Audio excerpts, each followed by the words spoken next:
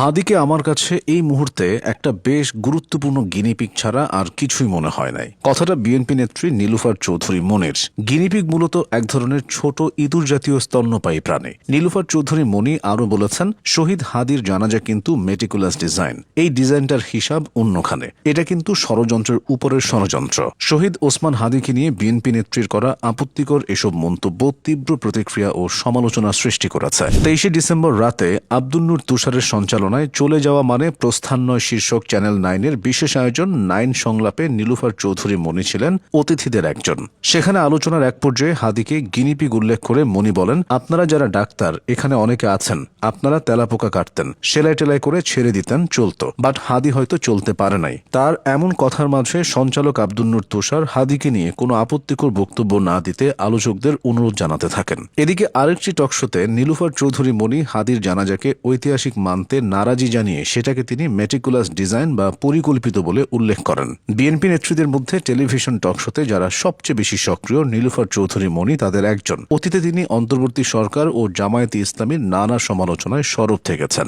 এমনকি আবরার ফাহাদকে ছাত্র শিবির হত্যা করেছে এমন মন্তব্য করেও তিনি আলোচিত সমালোচিত হয়েছিলেন। মনি একবার বলেছিলেন, আমরা ছাত্রলীগকে আগে হেলমেট বাহিনী বলতাম, কিন্তু আসলে ছাত্রলীগ ওইরকম ছিল না। আসলেই তারা ছিল শিবির, নিজেদের গোপন রেখে এই কাজগুলো করেছে। নীলুফার চৌধুরী মনি বিএনপির কেন্দ্রীয় কমিটির সহ সম্পাদক এবং বাংলাদেশ জাতীয়তাবাদী তরুণ প্রজন্ম দলের প্রধান সমন্বয়ক। তিনি নবম জাতীয় সংসদে মহিলা আসনের সাংসদ ছিলেন। আসন্ন জাতীয় নির্বাচনে তিনি জামালপুর 5 আসনে বিএনপির মনোনয়ন প্রত্যাশী ছিলেন, তবে শেষ পর্যন্ত তাকে মনোনয়ন দেয়নি বিএনপি। সে আসনে জেলা বিএনপির সাধারণ সম্পাদক শাহ মোহাম্মদ ওয়ারেস আলী মামুনকে প্রার্থী করেছে দলটি। তবে এই আসনে প্রার্থী ঘোষণার পর কোথাও অসন্তোষ দেখা যায়নি। একক প্রার্থী হিসেবে শাহ মোহাম্মদ ওয়ারেস আলী নেতাকর্মীদের নিয়ে শহর থেকে প্রত্যন্ত এলাকা চষে বেড়াচ্ছেন। নির্বাচনী এলাকায় তার গ্রহণযোগ্যতাও রয়েছে। অন্যদিকে মনোনয়ন না পেলেও বেশ সক্রিয় রয়েছেন মনি। নীলুফার চৌধুরী মনির জন্ম জামালপুর জেলার মেলান্দহ থানায় অবস্থিত তার নানা বাড়িতে। তার পৈতৃক বাড়ি জামালপুর সদর থানার পাথালিয়া গ্রামে। তার পিতার নাম নজরুল ইসলাম চৌধুরী এবং মায়ের নাম কোহিনুর চৌধুরী।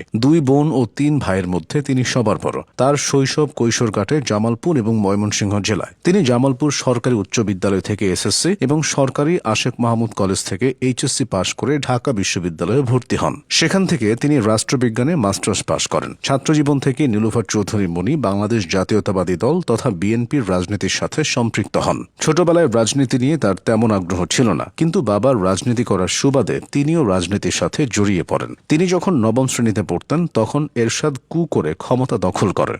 বিষয়টি তার মনে বেশ আঘাত করে। তখন থেকে এরশাদ বিরোধী আন্দোলনে ধীরে ধীরে যুক্ত হয়ে গণতন্ত্র ফিরিয়ে আনার আন্দোলন সংগ্রামে নিজেকে নিয়োজিত করেন মনি। একসময় তিনি ছাত্রদলের ঢাকা বিশ্ববিদ্যালয়ের শামসুন্নাহার হল শাখার সভাপতি ছিলেন। এছাড়া তিনি কেন্দ্রীয় কমিটির সম্পাদক মণ্ডলীর সদস্য ও জাতীয় মহিলা দলের কেন্দ্রীয় সদস্য ছিলেন। তিনি 2009 থেকে 2014 সময়কালে বাংলাদেশ জাতীয় সংসদের সংরক্ষিত আসনের সংসদ সদস্য ছিলেন। সে সময় তার বক্তৃতা ও বিবৃতি বাংলাদেশের আপামর জনগণের মাঝে বেশ ইতিবাচক সাড়াও ফেলেছিল। বর্তমানেও তিনি একজন রাজনীতিবিদ হিসেবে তার অবস্থানটা ধরে রেখেছেন। আলোচনা সমালোচনা থাকলেও টকশোতে কথা বলে তিনি দেশব্যাপী পরিচিতি পেয়েছেন।